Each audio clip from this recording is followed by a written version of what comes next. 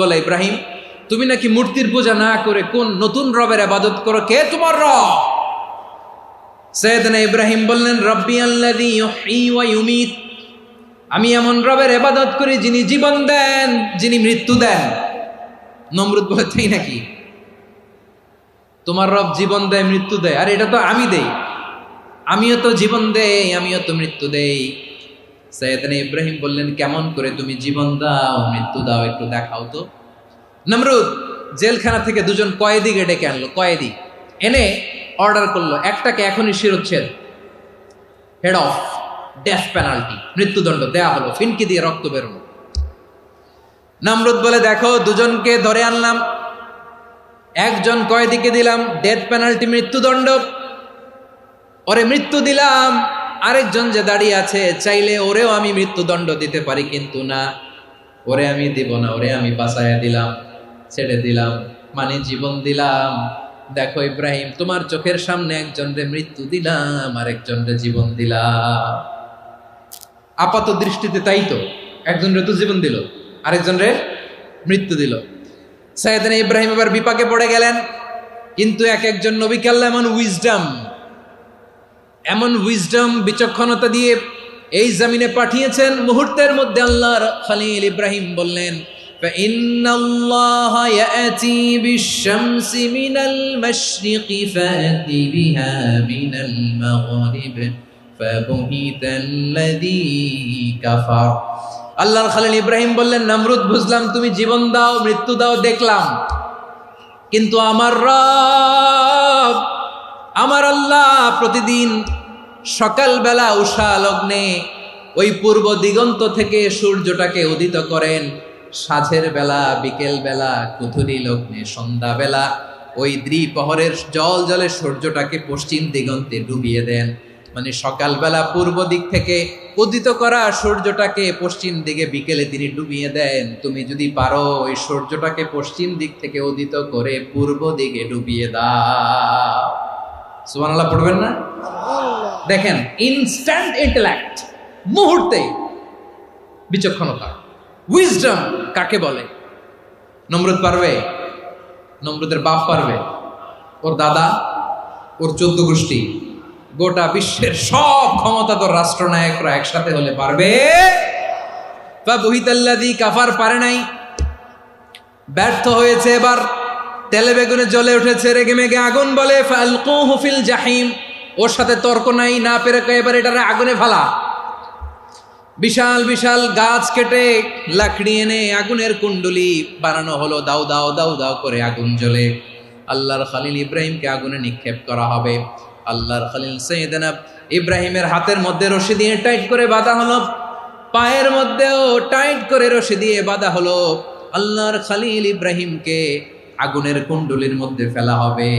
অমিয়া, আপনি যে বিপদের কারণে ভয় পান, হতাশ হন, এটা কোনো বিপদ ওনার বিপদের সামনে? পটুয়াখালী আওয়াজ করে বলুন, সাইয়েদনা খলিল ইব্রাহিমের বিপদের সামনে আমাদের বিপদগুলো কোনো বিপদ? এটা কোনো বিপদই না, এটা কোনো বিপদই না।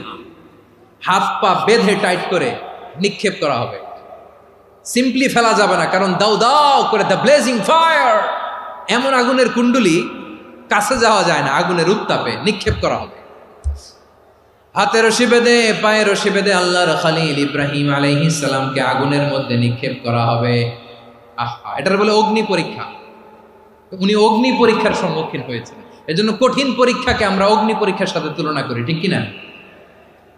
সাইয়েদনা জিবরাইল এসে বললেন, ও আল্লাহর খলিল, ওরা তো আপনার হাতও বেঁধে ফেললো, পাও বেঁধে ফেললো, নড়াচড়ার সুযোগ নাই, বলেন আমি জিবরিল ফেরেশতা আপনার জন্য কি করতে পারি? আল্লাহর খলিল ইব্রাহিম বলেন, ও জিবরাইল, তোমার কাছে আমার কোনো চাওয়া পাওয়া নাই। সুবহানাল্লাহ বলেন। তোমার কাছে বলার কিছু নাই, তোমার সাহায্যের আমার দরকার নাই।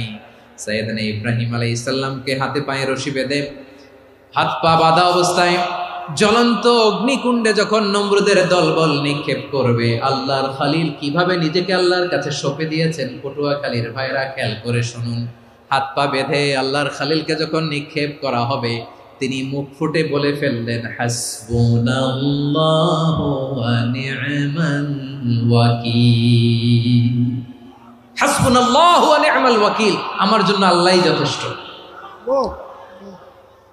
আমার জন্য আল্লাহই যথেষ্ট। তিনি আমার সবচেয়ে বড় গার্ডিয়ান, তিনি আমার সবচেয়ে বড় অভিভাবক।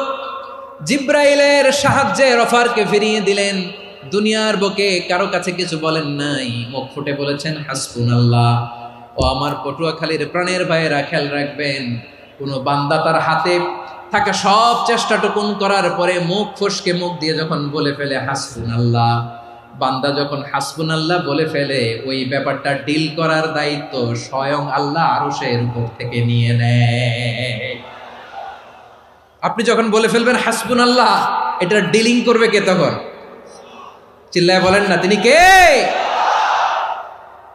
বান্দা তার সাধ্যের সবটুকু চেষ্টার পরে নতজানু হয়ে যখন বলবে হাসবুনাল্লাহ, আল্লাহ তুমি আমার জন্য যথেষ্ট, নি'মাল ওয়াকিল, তুমি আমার শ্রেষ্ঠ অভিভাবক, তখন তার কি দরকার না দরকার এটা ডিল করে স্বয়ং আল্লাহ। নিক্ষেপ করা হলো সাইয়েদনা ইব্রাহিমকে অগ্নিকুণ্ডলিতে। হাজার হাজার মানুষের দৃশ্য দেখার জন্য জড়ো হয়েছে এরকম বিশাল ময়দানে।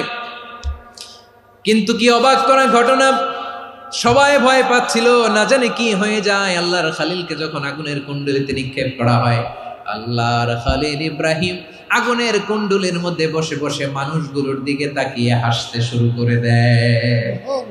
কারণ আকাশ থেকে রব্বুল আলামিন স্পেশাল ভার্ডিক্ট নাজিল করেছেন, স্পেশাল হুকুম জারি করেছেন, কুলনা ইয়া নারু কুনি বারদান ওয়া সালামান আলা ইব্রাহিম।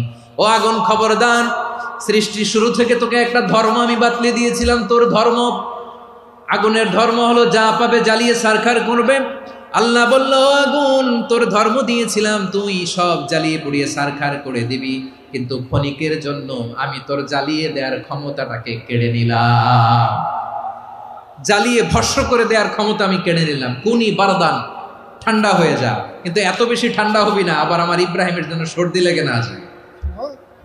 সুবহানাল্লাহ, এত আসতে বললে হবে?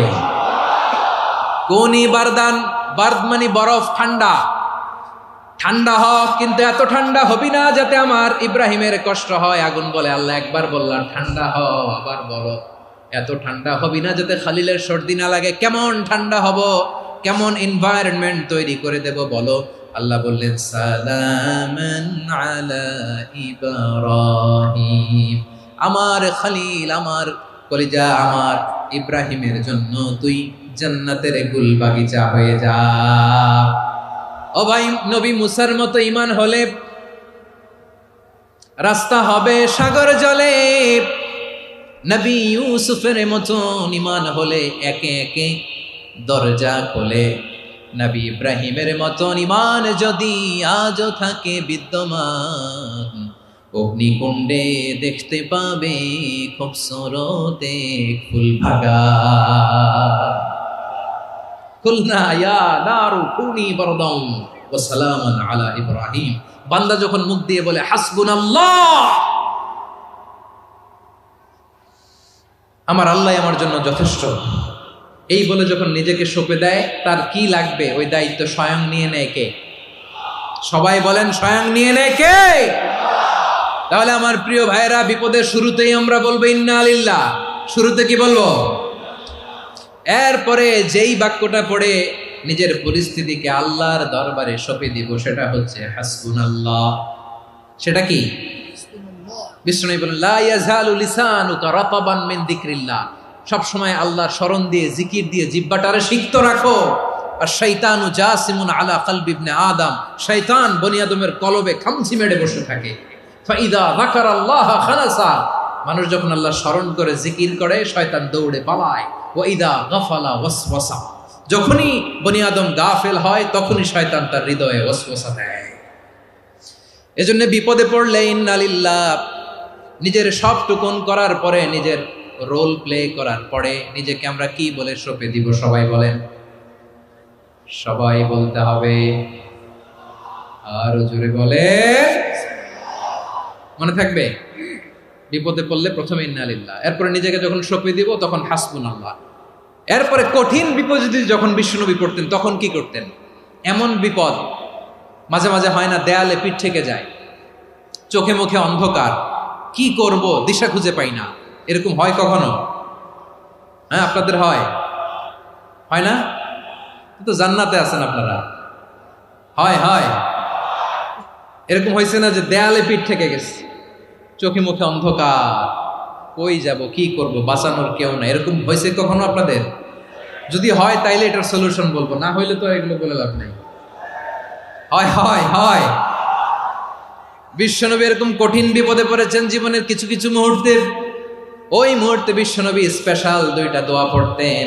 এই দোয়াগুলো আপনাদেরকে জানিয়ে দেয়। বিশ্বনবী বলেন, কঠিনতম বিপদে যখন পড়বা, দেয়ালে পিঠ থেকে যায়, চোখে মুখে অন্ধকার, বাঁচার কোনো উপায় নাই, তখন পড়বা লা ইলাহা ইল্লা আনতা সুবহানাকা ইন্নী কুনতু মিনাজ জালিমিন। আল্লাহ, তুমি ছাড়া কোনো ইলাহ নাই, তুমি পবিত্র, নিশ্চয় আমি জালিমদের অন্তর্ভুক্ত। সুবহানাল্লাহ বলেন। এই দোয়া সাইয়েদনা ইউনূস আলাইহিস সালাম পড়েছিলেন যখন মাছের পেটে ছিলেন। কিসের পেটে? এবং অনেক মুফাসসিরিন ইকরাম বলেছেন, অনেক আহলুল ইলমরা বলেছেন, এটা হচ্ছে ইসমে আজম। ইসমে আজম এমন দোয়া যেটা দিয়ে দোয়া করলে আল্লাহ দোয়া কবুল করে, কিন্তু এটা কোনটা, এটা নিয়ে ইখতিলাফ আছে। কোন আহলুল ইলম বলেন এই লা ইলাহা ইল্লা আনতা সুবহানাকা ইন্নী কুনতু মিনাজ জালিমিন, এটা হচ্ছে ইসমে আজম। সাইয়েদনা ইউনূস আলাইহিস সালাম পড়েছেন। আপনারা পড়েননি? তুফান হইলে পড়েন না?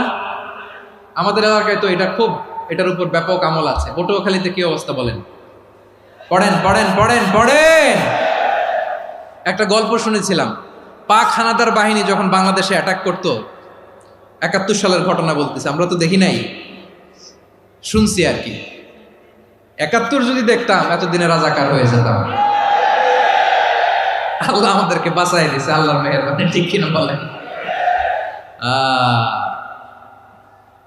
মন মতো হইলে মুক্তিযোদ্ধা, মন মতো না হইলে রাজাকার। কত কিছু দেখলাম এই শাহবাগের বুকে। আল্লাহ, 71 সালে দেখি নাই, আমরা শুনেছি পাক হানাদার বাহিনী জিজ্ঞেস করত মুসলিম না অমুসলিম চেক করার জন্য, বলতো কালেমা বল, কালেমা বাতাও।